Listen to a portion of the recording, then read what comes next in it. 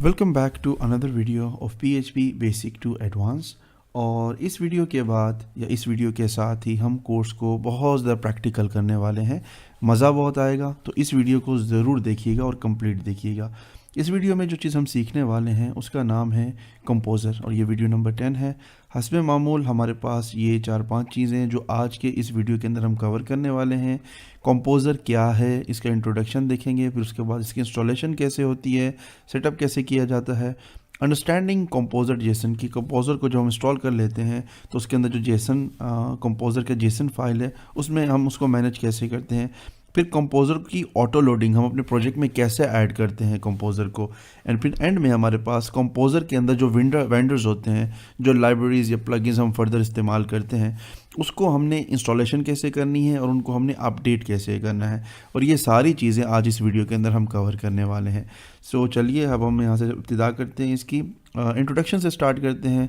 हस्बे मामूल एक वेबसाइट है जिसका नाम है कंपोज़र getcomposer.org। आप अगर यहाँ पे आएंगे तो आपको इस तरह का पेज नज़र आएगा।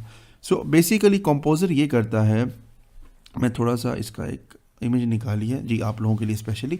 तो कंपोज़र ये करता है कि जैसे कि आपने कोई भी कोड लिखा और आप ये चाहते हैं कि ओपन सोर्स की दुनिया में जो कम्युनिटी है PHP की, वो कोड कोई और भी इस्तेमाल कर सके, उसमें कोई डाटा नहीं है, कोई प्राइवेसी नहीं है, और आप चाहते हैं दोबारा आप भी उस कोड को इस्तेमाल करें, बाकी लोग भी इस्तेमाल करें और सारे लोग मिल करके उसको मज़ीद इम्प्रूव भी करें और इस्तेमाल भी करें अपने लिए। तो इसके लिए हम अब एक वेंडर बनाते हैं पैकेजिस्ट की वेबसाइट के ऊपर। ये एक वेबसाइट है जिसका नाम है packagist.org। यहाँ पे बहुत सारे डेवलपर्स रोज़ाना की बेस के ऊपर जो कोड लिखते हैं वो फ्री में यहाँ पे अपलोड कर देते हैं, ताकि कोई भी अगर उसको इस्तेमाल करना चाहता है, वो लाइब्रेरी हो सकती है।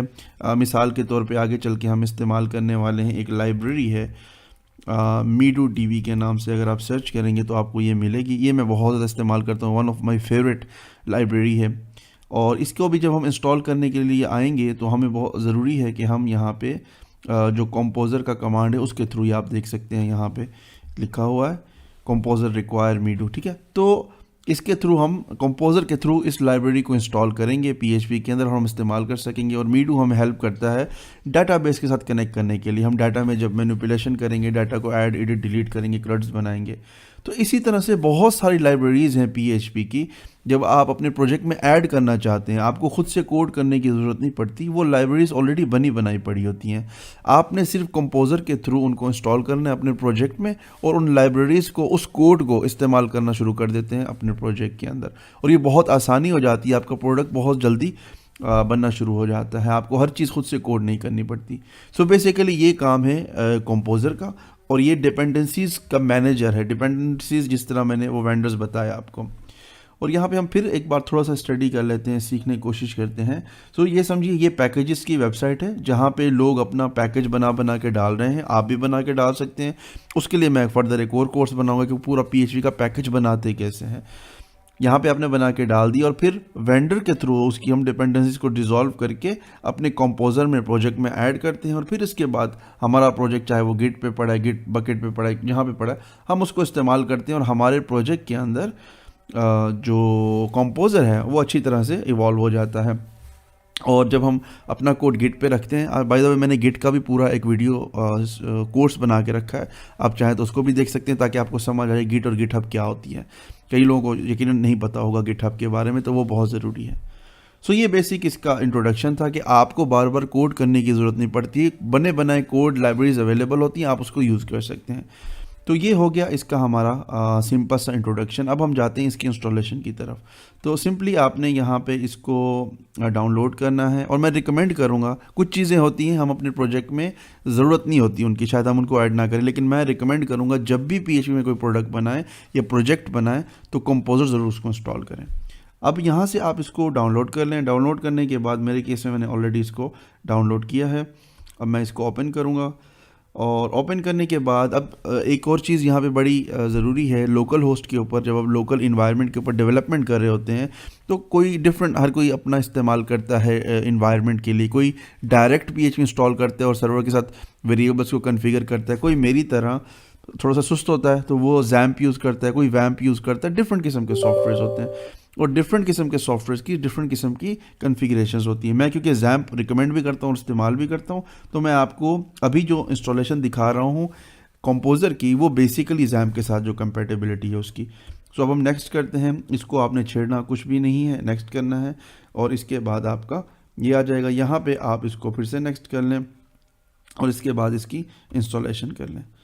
इंस्टॉलेशन के दौरान ये आपसे, क्योंकि मैं ऑलरेडी इंस्टॉल कर चुका हूँ, तो इंस्टॉलेशन के दौरान आपसे ये ज़रूर पूछेगा कि आपकी जो PHP की फ़ाइल है वो कहाँ पर पड़ी है। तो आपने उसमें करना ये होता है कि आप अपना जो XAMPP के अंदर ये फ़ोल्डर है, जो भी फर्स्ट टाइम इंस्टॉल करेगा ये उसके लिए बहुत ज़रूरी है। XAMPP के अंदर जैसे आप जाएंगे तो यहाँ पे आपकी PHP इंस्टॉल है। इसके अंदर हम यहाँ पे पर्ल के बाद PHP, तो यहाँ पे आपके पास php.ini है, ये वाली फ़ाइल। जब भी आप कंपोज़र इंस्टॉल करेंगे तो वो पूछेगा PHP की फ़ाइल कहाँ पर है। एंड अगेन अगर आप वैम्प यूज़ कर रहे हैं, डायरेक्ट PHP आपने इंस्टॉल की है, तो आपने ये वाली फ़ाइल इसको देनी है ताकि कंपोज़र इंस्टॉल हो जाए। जैसे ही कंपोज़र को आप इंस्टॉल कर लेंगे तो इसके बाद इसका तरीका ये है।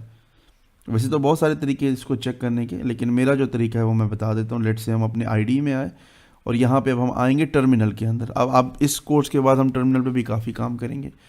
अब हम टर्मिनल के अंदर आए और यहाँ पे आने के बाद हमने ls किया। इस प्रोजेक्ट में कुछ भी नहीं है, खाली है। अब यहाँ पे हम लेट से लिखते हैं कंपोज़र इनिट।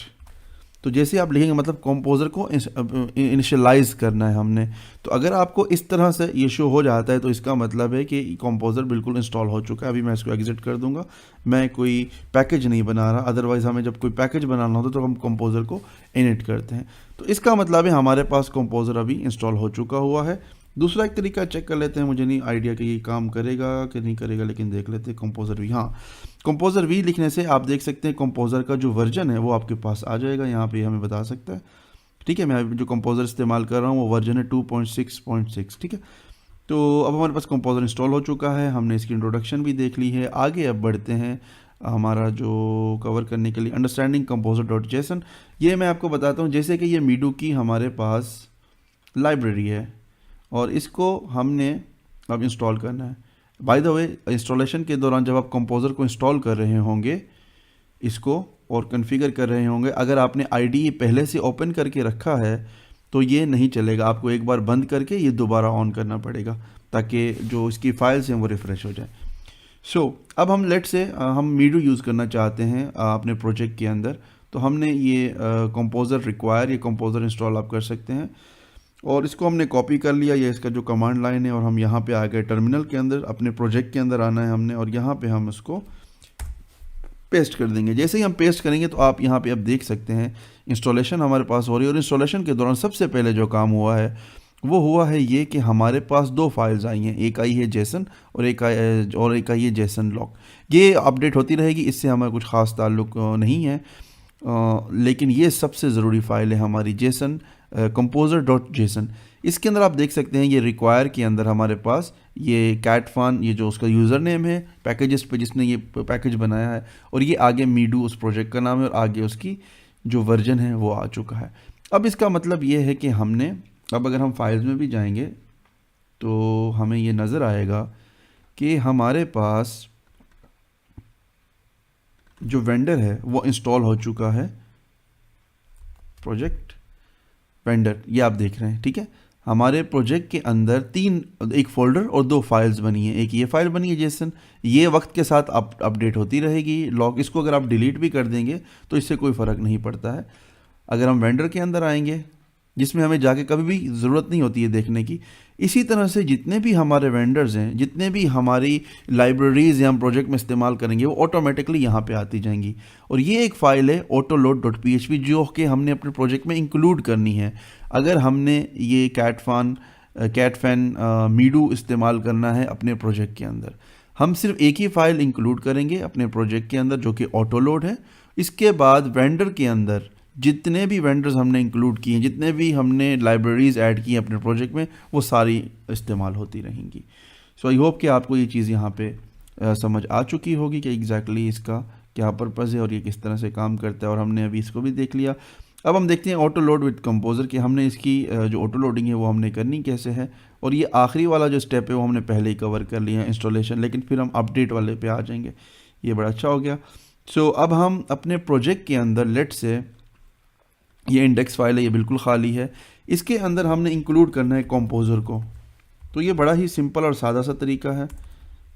हमने यहाँ पे करना है इंक्लूड, और यहाँ पे हम लिखेंगे वेंडर, और वेंडर के बाद हम लिखेंगे /auto-load.php, और सेमी कॉलन दें या ना दें फ़र्क नहीं पड़ता अगर एक ही लाइन का कोड है पेज में। सो इस तरह से अब हमने क्या किया, अब हम यहाँ पे प्रोजेक्ट में आ जाते हैं और पेज को लोड करते हैं, कोई एरर कुछ भी नहीं आएगा।